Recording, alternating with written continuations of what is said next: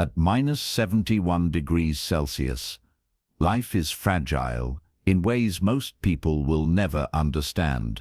A newborn anything, whether human or animal, has almost no chance. The cold doesn't discriminate. It doesn't pause. It simply takes. And tonight, in an abandoned shed on the edge of a dying village, it was about to take 3 more lives.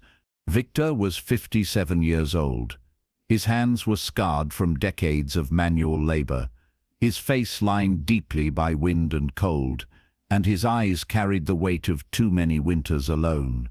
He lived in a small log cabin at the edge of Yakutia's remotest village, a place where 20 families had once lived, but now only 4 remained.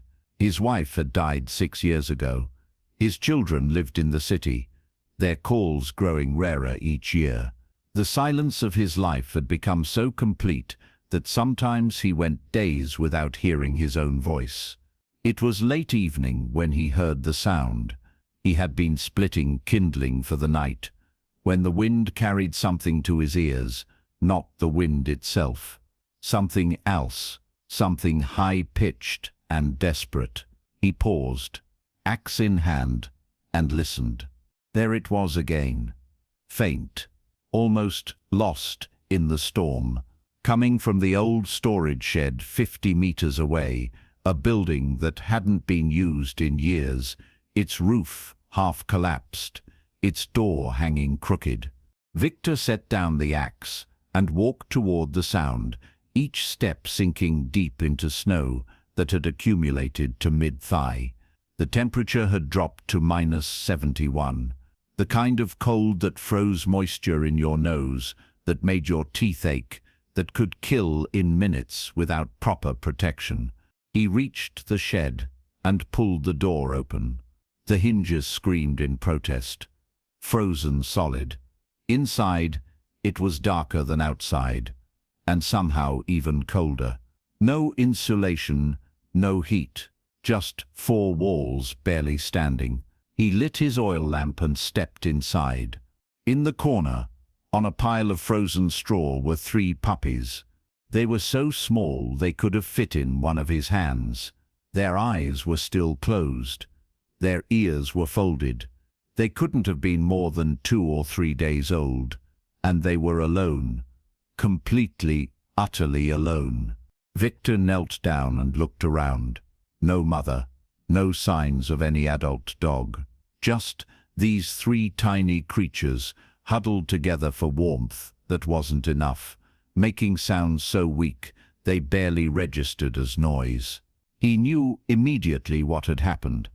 A village dog must have given birth here, seeking shelter from the storm, but something had gone wrong. The mother had either died, been killed, or been unable to return. And these puppies, newborns, who couldn't regulate their own body temperature, couldn't see, couldn't even walk, had been left to freeze. Viktor picked up one of the puppies. It was cold, too cold. Its tiny body barely moved in his palm. He checked the others. The same. All 3 were in the early stages of hypothermia. They would be dead within the hour, maybe less. Viktor knew what bringing newborn puppies home meant. They needed feeding every 2 hours. They needed constant warmth.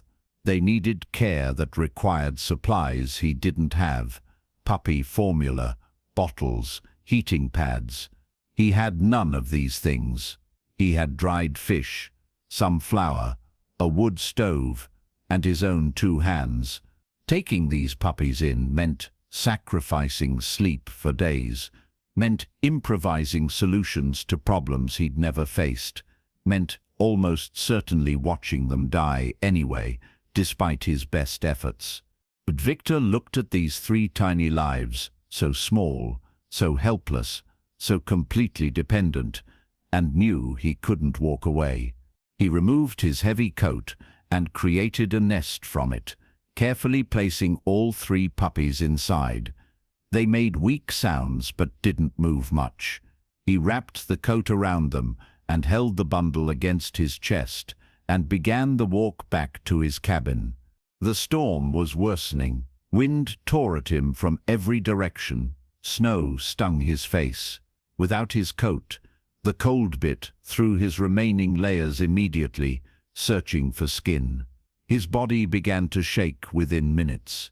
But he kept the bundle pressed tight against his chest, using his own body heat to warm the puppies, and pushed through the storm. When he finally reached his cabin and stumbled inside, he was shaking violently from cold, but the puppies were still alive. He went straight to the stove and added every piece of wood he had prepared for the night. The fire roared to life. He knelt beside it and carefully unwrapped the coat. The puppies lay motionless. Their breathing was so shallow he could barely detect it. Their small bodies were still dangerously cold. Viktor worked quickly. He created a nest of blankets near the stove, close enough to benefit from heat, but not close enough to burn. He placed the puppies inside, covering them with layers of wool. Then he prepared warm water, not hot, just warm, and began the slow process of raising their body temperature. He dipped cloths in the warm water and placed them around the puppies, replacing them every few minutes as they cooled. He rubbed their tiny bodies gently, trying to stimulate circulation, and he waited, monitoring every small breath, every tiny movement. 20 minutes passed. 30. The puppies remained still.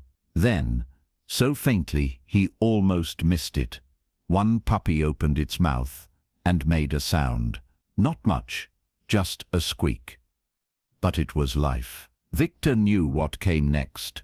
Newborn puppies needed food every 2 hours, or they would die.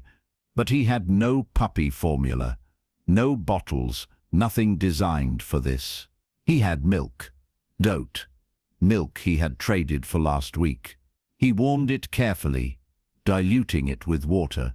Then he found an old glass medicine dropper and filled it with the mixture. He picked up the first puppy, barely larger than his palm, and placed a single drop of milk on its tongue. Nothing. He tried again. Another drop. The puppy's tongue moved. It swallowed. Just barely, but it swallowed. Viktor continued. Drop by drop for the next hour. One puppy. Then the second. Then the third. Each one took milk so slowly that feeding all three took nearly 90 minutes. When he finished, he set an alarm, an old wind-up clock for 2 hours. Then he lay down on the floor beside the puppies and closed his eyes. He slept for exactly 90 minutes before the alarm jolted him awake. He repeated the feeding, then set the alarm again. This became his life. Every 2 hours, day and night. For the next 72 hours, Viktor woke and fed 3 puppies who might not survive anyway. He didn't sleep more than 90 minutes at a time. He barely ate. His firewood ran low, and he began burning furniture to keep the cabin warm enough.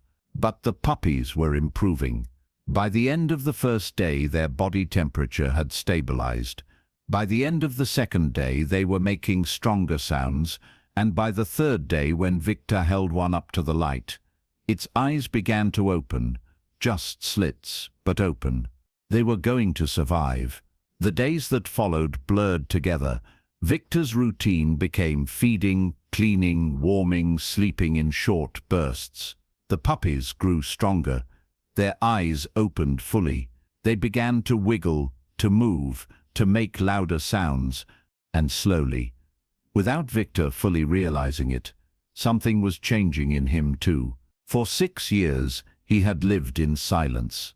For 6 years, his cabin had been empty, except for himself. For 6 years, he had woken to nothing, worked through nothing, gone to sleep with nothing. But now, there was sound. There were needs. There was purpose. The puppies grew quickly. By 2 weeks, they were crawling.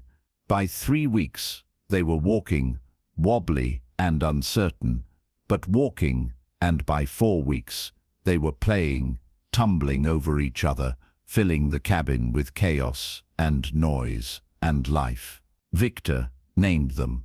The largest, a male with grey and white fur, became Sokol. The middle one, a female with brown patches, became Zara.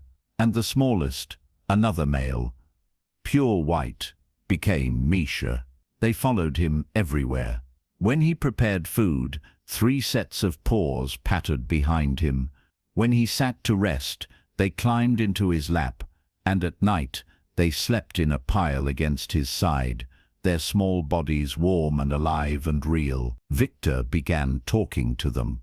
Simple things at first: time to eat, good puppies, but gradually more, stories from his past, memories of his wife, thoughts he hadn't spoken aloud in years.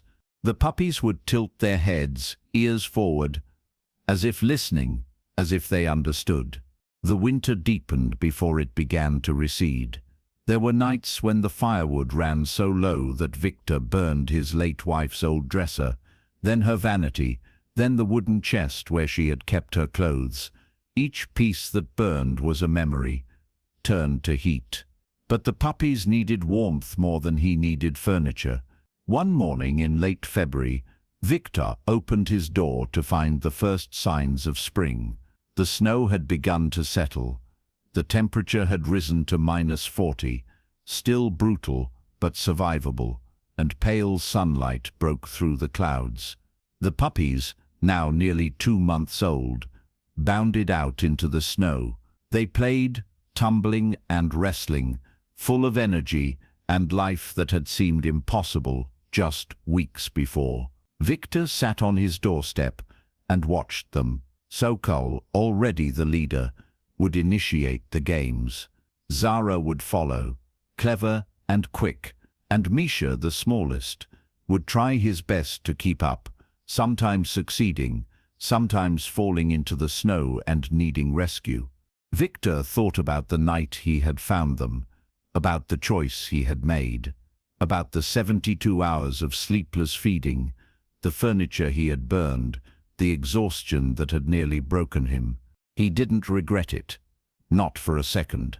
Because in the harshest place on earth, in the coldest depths of winter, 3 tiny lives had given him something he thought he'd lost forever: purpose, companionship, family. The puppies had been abandoned. Viktor had been alone, and together in a small cabin at the edge of a dying village, they had saved each other. Spring came slowly. The snow melted. Green things pushed through the thawing ground, and the puppies grew into young dogs, strong, healthy, loyal. One evening in early summer, as the midnight sun painted the sky gold, Viktor sat outside his cabin. Sokol lay at his feet. Zara rested her head on his knee, and Misha curled against his side. The village was silent. Most of the remaining families had left. Soon Viktor would be the last one here. But he wasn't alone anymore. He would never be alone again. The wind whispered through the trees. The dog's breathing was steady and deep, and Viktor, for the first time in 6 years, felt something other than emptiness. He felt whole. Because sometimes, in the coldest, hardest places, salvation comes in the smallest packages. Sometimes, 3 abandoned puppies are all it takes to remind you why life matters. And sometimes, the lives you save end up saving you right back. The sun dipped toward the horizon. The temperature began to fall. Viktor stood slowly and walked toward his cabin. 3 dogs rose and followed. Inside, he didn't need much firewood anymore. Summer was warm, but he lit a small fire anyway, just for the comfort of it. The dogs settled in their usual spots, and in the warm glow of firelight, 4 survivors rested together. No words were needed, no promises made, just presence, just the quiet understanding that comes from enduring winter together. And in a small cabin at the edge of nowhere, that was enough. That was everything.